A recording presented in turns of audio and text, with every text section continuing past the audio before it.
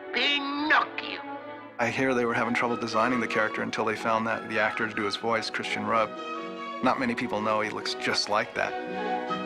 He was actually the live physical model for the animators when they were working on Geppetto. Christian Rubb is a very good actor, and so genuine, sincere, in all his little off-cuff remarks to Pinocchio. No, Pinocchio. Little funny face.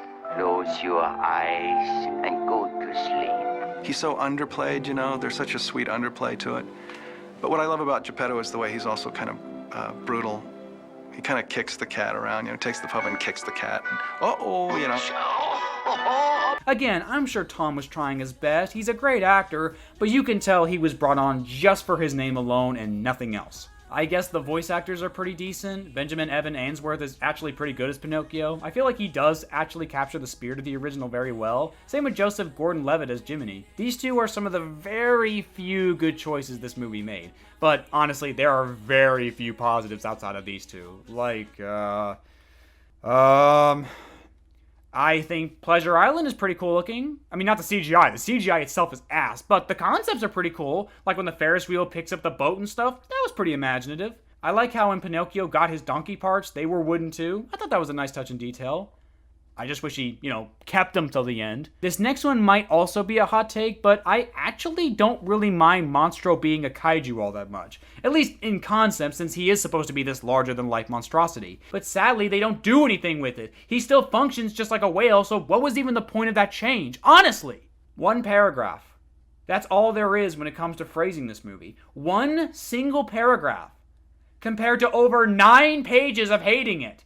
But, frankly, it's probably more sadness, if anything. Especially when you know just how important this movie was to Walt Disney himself. How he went to such incredible lengths just to see this movie see the light of day. And how happy he was to see the impact that it had on people. 20 years before Pinocchio, you were looking at stick figures and rubber hose princesses and these little vaudevillian Mickey Mouses wandering around the screen in black and white, drawn with a quarter and 2 nickels.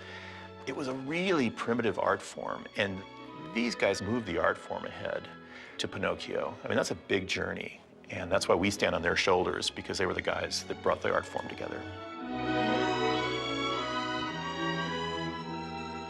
There's a reason why the original Pinocchio is considered one of the greatest animated movies of all time, because it is. It has wonderful characters, a timeless story, a beautiful score, and groundbreaking animation. It was the movie where some of animation's biggest names like Milt Kahl and Ollie Johnston, and hell, just basically all of the 9 old men made their names and began their legacies. Yeah, they all worked on Snow White beforehand, but they were just boys at that time. It was Pinocchio that made them the 9 old men. After rewatching the original and the documentaries about its production, I've really come to respect and just appreciate how significant Pinocchio is as a movie. And it's all the more egregious just how much the 2022 remake is an insult to it. In every single way, from the sound design, to the story, to the characters, to the visuals, to the music, the themes, and especially to the heart. But honestly, what do you expect from a live-action remake? It's not about recapturing the original spirit or magic. It's all about cashing in on cheap nostalgia and pseudo-wokeness, and it's all about the bank now. The one thing Walt himself never worried about. There's a continual battle between my brother and myself. My brother worried about getting the money back. I was worrying about quality. My brother calmed me down and said, "Kid, I've got to talk to you." And he said, "This is serious." We owed the bank $4.5 million. I began to laugh. He said, "What are you laughing at?" And I said, "I was just thinking back when we couldn't borrow $1,000. Yeah, and he began to laugh. And we ended up, both of us, feeling sorry for the bank.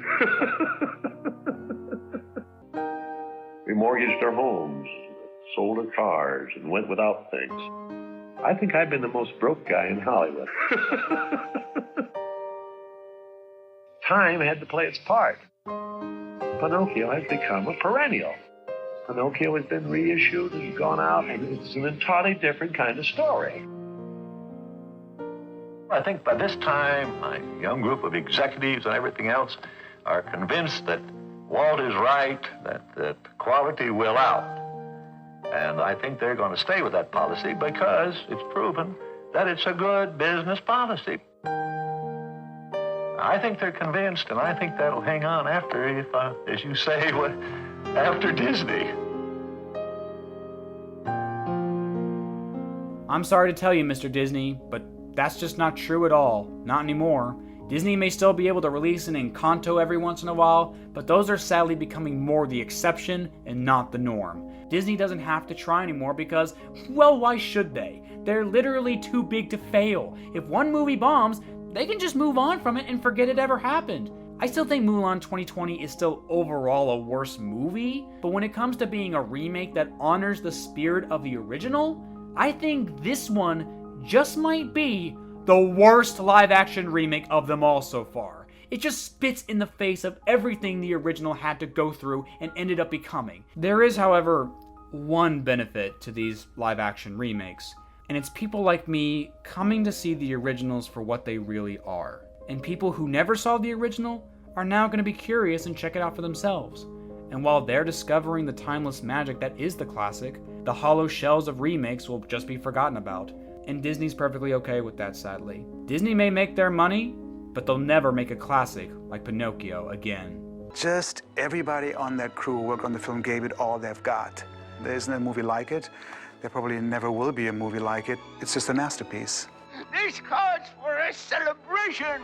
I know it'd be a tall order, and I know they didn't even try, but I'm honestly not even surprised anymore. I haven't been surprised since The Lion King, and I have no hope for any more. Not because I'm racist or anything, but because why waste my time with a new movie when I can just rewatch the one that already exists?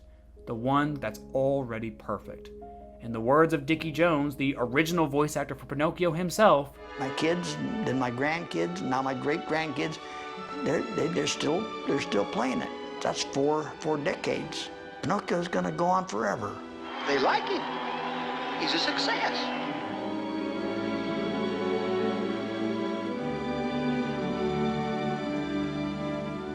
And that is why Pinocchio 2022 is just an utter insult.